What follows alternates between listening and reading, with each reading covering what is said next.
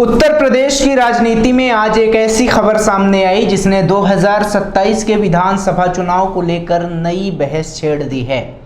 नमस्कार, मेरा नाम वैभव त्रिपाठी है और आप देख रहे हैं हमारा यूट्यूब चैनल सियासी पंचायत। दैनिक भास्कर डिजिटल के पत्रकार सचिन मुद्दल की एक रिपोर्ट में दावा किया गया है कि भारतीय जनता पार्टी के एक आंतरिक सर्वे में उत्तर प्रदेश में पार्टी को 52 से 67 सीटों तक नुकसान होने की आशंका जताई गई है। इसी रिपोर्ट में यह भी कहा गया है कि एंटी इनकम्बेंसी का असर कम करने के लिए करीब 35% मौजूदा विधायकों के टिकट को काटने का सुझाव दिया गया है। अब सबसे पहले एक बात साफ कर दूं, यह एक मीडिया रिपोर्ट में किया गया दावा है। भाजपा ने सार्वजनिक रूप से इस तरह के किसी सर्वे की पुष्टि नहीं की है, इसलिए आज की चर्चा किसी दावे को अंतिम सत्य मानकर नहीं बल्कि उसे राजनीतिक मायने में समझने के लिए है, क्योंकि राजनीति में कई बार खबर से ज्यादा महत्वपूर्ण होता है उसका संदेश। अगर देश की सबसे बड़ी राजनीतिक पार्टी अपने विधायकों के प्रदर्शन का आकलन कर रही है, अगर टिकट बदलने पर विचार हो रहा है, अगर जनता के मूड को लेकर समीक्षा हो रही है, तो इसका मतलब साफ है कि 2027 का चुनाव अब केवल 1.5 साल दूर नहीं बल्कि राजनीतिक दलों के लिए आज से शुरू हो चुका है। अब सवाल यह है कि आखिर ऐसी नौबत क्यों आई। 2017 में भाजपा ने उत्तर प्रदेश में ऐतिहासिक जीत दर्ज की, 2022 में भी सत्ता बरकरार रखी। अगर 2027 में भी जीत हासिल करनी है तो यह लगातार तीसरा विधानसभा चुनाव होगा। 10 साल तक सत्ता में रहने के बाद किसी भी सरकार के सामने सबसे बड़ी चुनौती विपक्ष नहीं बल्कि एंटी इनकम्बेंसी होती है। एंटी इनकम्बेंसी का मतलब सिर्फ सरकार के खिलाफ नाराजगी नहीं होता। कई बार जनता सरकार से संतुष्ट होती है लेकिन अपने विधायक से नाराज होती है। कई बार मुख्यमंत्री लोकप्रिय होता है लेकिन स्थानीय जो जनप्रतिनिधि होते हैं वो जनता के बीच दिखाई नहीं देते हैं। कई बार योजनाएं चल रही होती हैं लेकिन उनका लाभ लोगों तक ठीक से नहीं पहुंचता है। ऐसे में नाराजगी सरकार के खाते में लिखी जाती है। यही वजह है कि राजनीतिक दल चुनाव से पहले अपने स्तर पर लगातार सर्वे कराते हैं। यह सर्वे सिर्फ यह नहीं बताते कि कौन जीतेगा और कौन हारेगा, इनमें यह भी देखा जाता है कि कौन विधायक जनता के बीच सक्रिय है, किसके खिलाफ शिकायतें हैं, किसका संगठन मजबूत है और किसका कमजोर। अगर सचिन मुद्दल की रिपोर्ट में किया गया दावा सही दिशा की ओर इशारा करता है तो इसका मतलब साफ है कि भाजपा अभी से अपने उम्मीदवारों की समीक्षा कर रही है। अब सवाल यह है कि क्या 35% टिकट बदलना आसान होगा? बिल्कुल नहीं। उत्तर प्रदेश विधानसभा में 403 सीटें हैं। अगर 35% टिकट बदले जाते हैं तो इसका मतलब लगभग 140 से ज्यादा मौजूदा विधायकों का टिकट कट सकता है। कल्पना कीजिए कि इतने बड़े पैमाने पर टिकट बदलने का क्या असर होगा। जिनका टिकट कटेगा उनमें से कुछ चुप बैठेंगे, कुछ निर्दलीय चुनाव लड़ेंगे और कुछ दूसरे दलों में जा सकते हैं, कुछ अंदर ही अंदर संगठन को नुकसान पहुंचाने की कोशिश भी कर सकते हैं। यानी टिकट बदलना जितना बड़ा समाधान दिखता है उतना ही बड़ा जोखिम भी होता है। लेकिन दूसरी तरफ अगर टिकट नहीं बदले जाते हैं और जनता में नाराजगी बनी रहती है तो उसका नुकसान चुनाव में उठाना पड़ सकता है। यानी भाजपा के सामने दोनों तरफ से चुनौती है।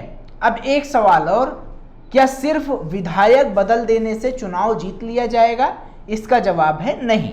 भारत की राजनीति का इतिहास बताता है कि चुनाव केवल उम्मीदवार नहीं जिताता है, संगठन भी जिताता है, बूथ प्रबंधन जिताता है, जातीय समीकरण जिताते हैं, स्थानीय मुद्दे जिताते हैं, सरकार की छवि जिताती है, नेतृत्व जिताता है और कई बार विपक्ष की कमजोरी भी चुनाव जिता देती है।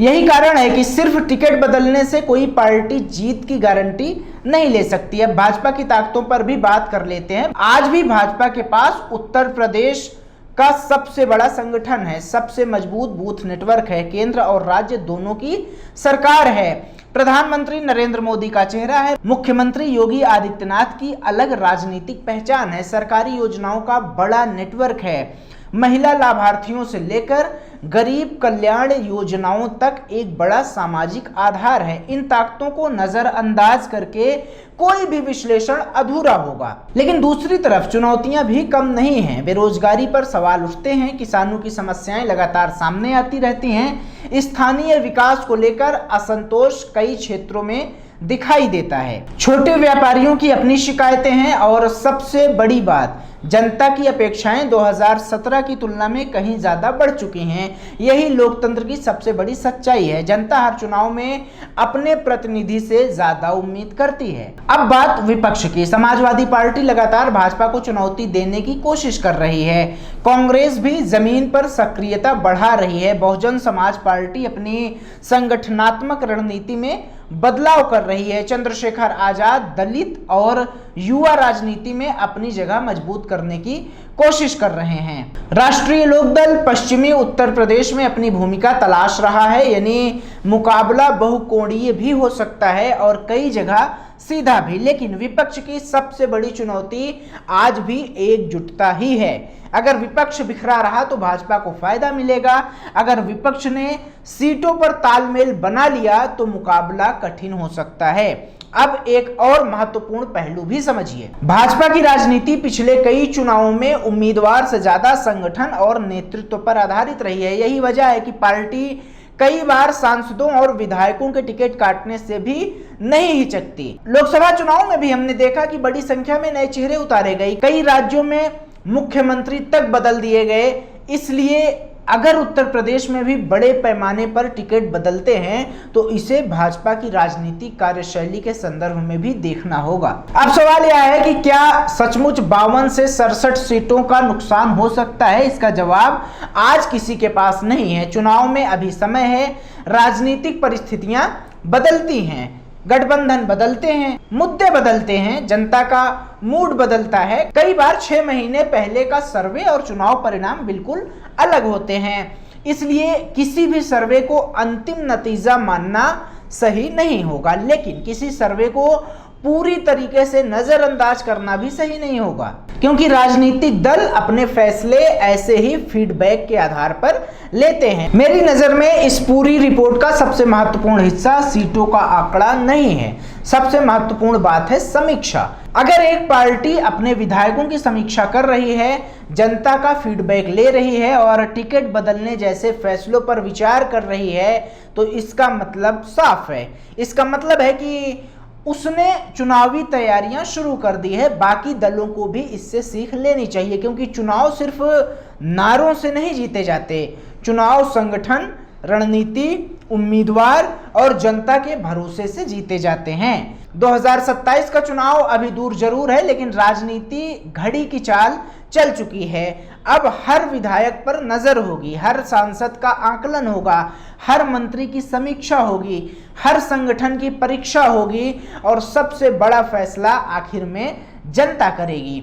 एक बार फिर याद दिला दूं कि आज की चर्चा दैनिक भास्कर डिजिटल के पत्रकार सचिन मुद्दल की रिपोर्ट में किए गए दावों के आधार पर राजनीतिक विश्लेषण है। इन दावों की भाजपा की ओर से आधिकारिक पुष्टि नहीं की गई है। लोकतंत्र में चुनाव का अंतिम फैसला हमेशा जनता के मत और मतदान के दिन ही होता है।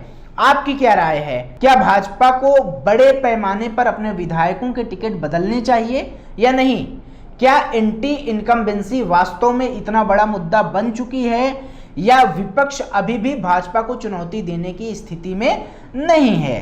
अपनी राय कमेंट बॉक्स में लिखिए। अगर आपको राजनीति की ऐसी तथ्य आधारित, संतुलित और गहराई वाली पड़ताल पसंद आती है तो हमारे चैनल सियासी पंचायत को सब्सक्राइब कर लीजिए, वीडियो को शेयर करिए और बेल आइकन को जरूर दबाइएगा। मिलेंगे अगली वीडियो में। नमस्कार।